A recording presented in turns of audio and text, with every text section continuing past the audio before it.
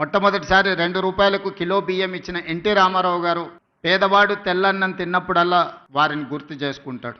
IT కంపెనీలను, hitech సిటీని ఇవి చూసినప్పుడు చంద్రబాబు నాయుడు గారు గుర్తొస్తాడని చెప్తారు.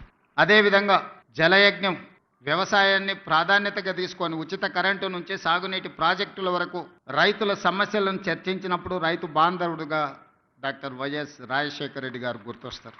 సరే, ఇంకొంతమంది కొన్ని రకాలుగా కొన్ని బ్రాండ్స్ క్లెయిమ్ చేస్తూ ఉంటారు. ఉద్యమకారులమని, తెలంగాణ ప్రదాతలమని. వాళ్ళ గురించి నేను పెద్దగా చర్చించదలుచుకోలేదు. మరి మీరు ఏ బ్రాండ్ లేకుండానే అన్నోటీస్డ్ చీఫ్ మినిస్టర్గా మీరు రావడం పోవడం జరుగుతుందా అని చెప్పి విశ్లేషకులు, శ్రేయోభిలాషులు అడుగుతున్నారు.